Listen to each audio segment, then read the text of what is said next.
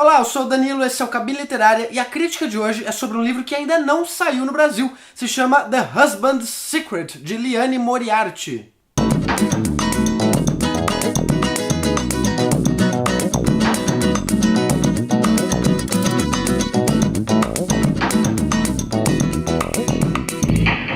Se esse livro ainda não saiu no Brasil, por que eu tô falando dele? Tô falando dele porque eu tenho quase certeza de que ele realmente vai sair no Brasil. Que já foram comprados os direitos para que a obra seja adaptada para o cinema. Então, né, a gente soma um mais um e dá o resultado. Agora, o que vocês precisam saber é que esse livro aqui é da mesma autora de As Lembranças de Alice, que é um outro livro que eu já resenhei aqui no Cabine e que foi publicado pela editora Leia. Esse livro aqui é bastante diferente do que a gente presenciou em As Lembranças de Alice, porque As Lembranças de Alice é um livro muito mais leve, muito mais light, engraçado. Ele tinha um plot muito bem definido, que era o fato de que Alice não se lembrava de coisas de até 10 anos atrás, que é como se ela tivesse saltado no tempo, então ficava aparecendo muito aqueles filmes de sessão da tarde, e até o final do livro era tudo baseado no fato de que ela tinha se esquecido das coisas. Aqui, a gente tem uma espécie de plot, a sinopse principalmente tenta vender um plot, mas se trata de uma literatura muito mais realista, muito mais adulta, então, né, se você não se interessa por isso, bem, não sei, de repente esse livro aqui é um bom livro para quem nunca leu um livro adulto se interessar por esse tipo de literatura também. Mas o assunto principal aqui é o seguinte, a Cecília encontrou uma carta dentro da casa dela, dentro de uma caixa abandonada. Então ela pega essa carta e vê que está endereçada para ela. Mas não só isso, está escrito na caligrafia do marido dela, que é para que ela leia depois que ele morra. Mas ele está vivo. No começo do livro, a autora faz inclusive uma comparação com a caixa de Pandora. Né? A Pandora não sabia o que tinha dentro da caixa, ela podia abrir ou podia não abrir, e na verdade não era nem uma caixa, era um jarro, né? Uma coisa muito pouco, muito pouco justa com o coitado da Pandora. E é a mesma coisa que vai acontecer com a Cecília, sabe? Porque a Cecília tá com essa carta na mão, o que ela vai fazer? Ela vai abrir essa carta, ela não vai abrir essa carta, o marido não quer que ela abra essa carta, o marido tá viajando a trabalho, ela tá com as 3 filhas em casa, e ela começa a desconfiar de um monte de coisa a partir do momento que ela descobre que essa carta existe e que tem alguma coisa ali de muito estranha. Mas enfim, até metade do livro você não vai saber de nada do que tem nessa carta. Então, segure um pouco a sua ansiedade caso você resolva ler esse livro. Nesse livro a gente também vai conhecer 2 outras personagens centrais, que são a Tess e a Rachel. A Tess, logo no comecinho do livro, descobre que o marido está apaixonado por uma outra mulher. Depois vocês, lendo aqui, vão descobrir os pormenores. Mas o importante é que ela pega o filho dela e vai para Sydney, onde é a casa da mãe dela e onde ela cresceu, enfim. E toda a história praticamente se passa em Sydney. E é engraçado a gente ver isso do ponto de vista de uma australiana, porque a gente não tem noção, né? A gente ouve falar Sydney, Melbourne, Canberra, sei lá, e a gente acha que são todas cidades grandes, assim, tipo São Paulo, Rio de Janeiro, Nova York, sei lá. Mas do jeito que ela fala, parece que Sydney é praticamente uma cidade do interior, se comparado a Melbourne, por exemplo. Já a Rachel, ela tem vários probleminhas. Ela é a personagem mais idosa aqui das 3, ela já é vó, e o que acontece é que ela ama muito o neto dela, mas ela descobre que o filho dela e a nora estão pensando em se mudar para os Estados Unidos por causa de uma oferta de emprego que a nora dela recebeu. Pois é, e ela já tem uma certa birra com essa nora dela, porque ela é uma pessoa super conservadora e a nora dela é uma pessoa mais liberal e tal. Tem várias discussões aqui nesse livro a respeito de conservadorismo ou feminismo e várias questões assim que as personagens vão se debatendo conforme elas encontram situações delicadas ou difíceis. Existem alguns momentos do livro, inclusive, que os personagens ficam se perguntando se eles são preconceituosos e acabam descobrindo que uma certa dose de preconceito todos eles têm, de certa maneira. Mas como se não bastasse de problemas, a Rachel tem um passado triste, porque a filha dela morreu ainda adolescente, muitos e muitos anos atrás, mas isso ainda machuca. E ela desconfia de um cara que mora na cidade, desconfia que ele seja o assassino da filha dela, mas ela não tem certeza e ela não tem como provar. É muita dor pra vida dela mesmo. Todo o livro é contado em terceira pessoa, mas cada vez que a câmera sai do ombro de uma das três personagens e vai para outra, fica bastante claro. Principalmente por conta do contexto geral mesmo, né, do que está sendo narrado ali, mas também porque no meio da narração vocês vão ver trechos de pensamentos dos personagens em itálico, que é uma coisa que é muito bonita, fica muito natural assim o texto. E também existem alguns trechos de flashbacks. E os flashbacks também vêm de maneira muito orgânica, assim, não fica uma coisa estranha, não fica uma coisa tipo, paramos um capítulo para fazer um flashback.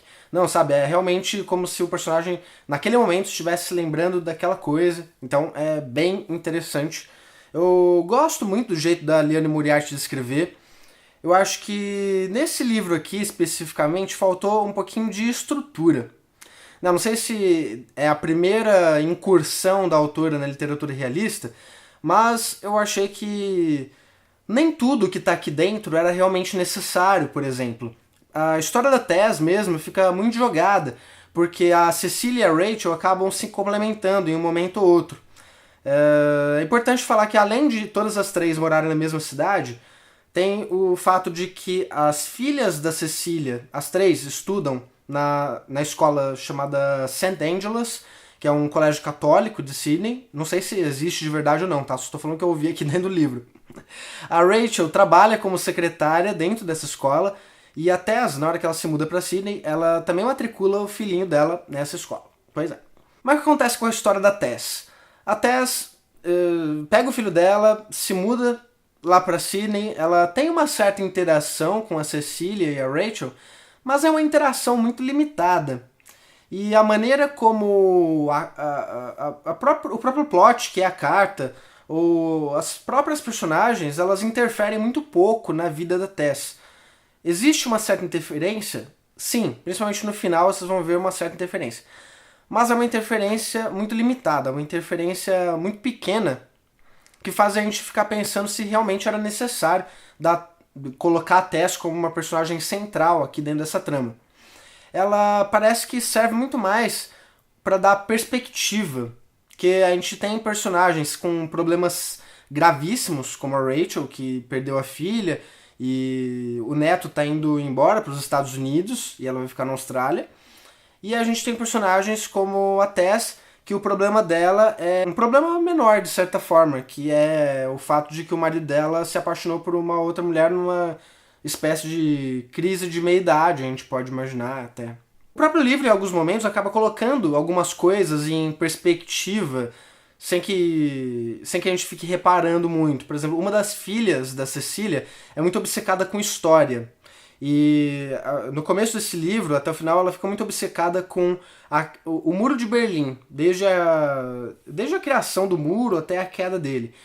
E a Cecília e a gente mesmo fica colocando as coisas em perspectiva, dentro da narrativa, obviamente, mas pensando, né, existem problemas que são pequenos e problemas que são grandes, como você não poder atravessar um muro senão o policial vai meter uma bala na sua cabeça. E que o fato de que a gente, nesse momento da história, não tem uma coisa grande assim para lutar contra, né? A gente não tá vivendo a Terceira Guerra Mundial, a gente não tá vivendo uma ditadura militar. A gente consegue se preocupar com coisas menores, sabe? A gente consegue parar para pensar sobre como o seu cabelo vai afetar a sua vida, ou como, sabe, a roupa que você veste, as marcas que você usa vão afetar a sua efetividade numa balada, por exemplo.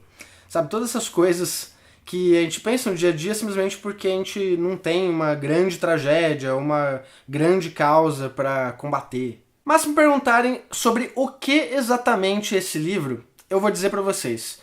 É sobre a adaptabilidade do ser humano. Como o ser humano consegue lidar com a tragédia, seja em pouco tempo ou muito tempo, mas o ser humano consegue continuar vivendo. E principalmente porque o mundo continua girando, independente da sua tragédia, independente da sua tristeza. E é isso que os personagens acabam percebendo aqui. que por mais que eles estejam tristes, por mais que eles estejam vivendo um momento difícil, o mundo continua girando e eles precisam continuar vivendo, porque não tem graça, né? Só a pessoa ficar sentindo dó dela mesma, porque as outras pessoas, com o passar do tempo, vão acabar esquecendo. E por mais que você não esqueça, você tem que pelo menos aprender uma maneira de conviver com a tristeza. Essa é a grande verdade. Bem, traduzindo ao pé da letra, The Husband's Secret seria o segredo do marido.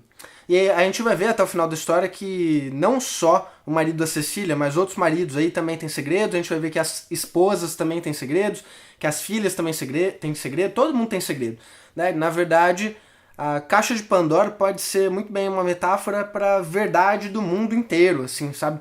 Que a gente consegue muito bem viver na mentira, né? Na maior parte do tempo são mentiras brancas. Assim, tipo, ah, não, imagina, você não engordou, que besteira. Mas são mentiras e a gente convive com elas e às vezes é melhor do que ser sincero demais e acabar envolvendo as pessoas em problemas que elas não têm nada a ver.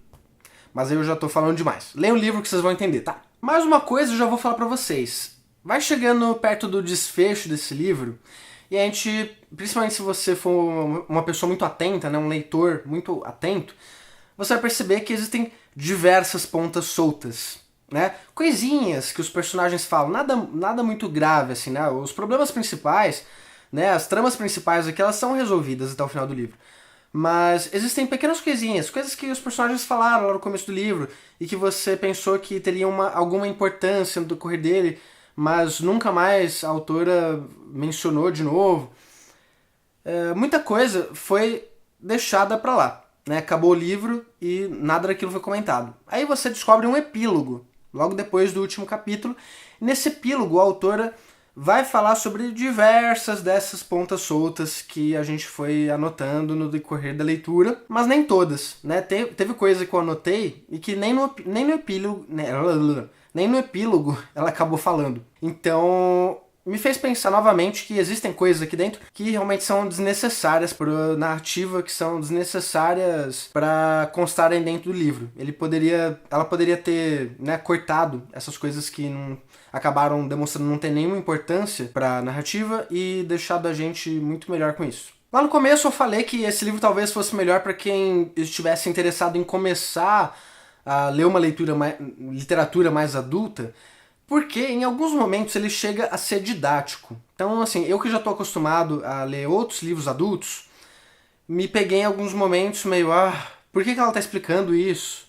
Sabe, por que ela está falando que a vida é assim mesmo? É óbvio que a vida é assim mesmo, né? Nesse tipo de literatura, pelo menos, a vida é retratada de maneira muito fiel, da maneira que ela realmente é. As coisas nem sempre acabam de maneira feliz, nem todas as pessoas acabam fazendo as pazes no final, nem tudo acaba se encaixando. As coisas simplesmente são.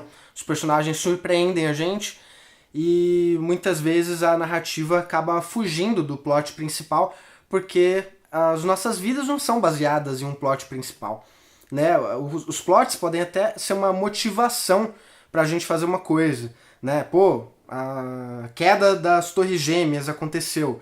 E isso foi uma motivação para que uma pessoa começasse a levar uma vida mais carpe diem. Tudo bem, mas não é como se a vida inteira dela fosse baseada na queda das Torres Gêmeas. E é a mesma coisa que acontece na literatura realista, e é a mesma coisa que acontece aqui, só que aqui a autora perde alguns parágrafos tentando como se justificar por que ela está escrevendo dessa maneira, o que eu achei, novamente, desnecessário. Mas é isso aí. Somando os prós e contras, esse livro vai levar 3 troninhos! É isso aí, espero que o livro chegue aqui no Brasil. Não sei se vai sair com o nome de O Segredo do Marido, provavelmente não, porque é um nome estranho. Mas, de qualquer forma, em inglês ele já está disponível para ser comprado em e-book. Não sei se está disponível em formato físico também, vocês procurem aí. Tá bom? De qualquer forma, espero que vocês tenham gostado desse vídeo. Se gostaram, cliquem em gostei, favoritem, cliquem em se inscrever no canal, também visitem nosso site e tudo mais. Até a próxima!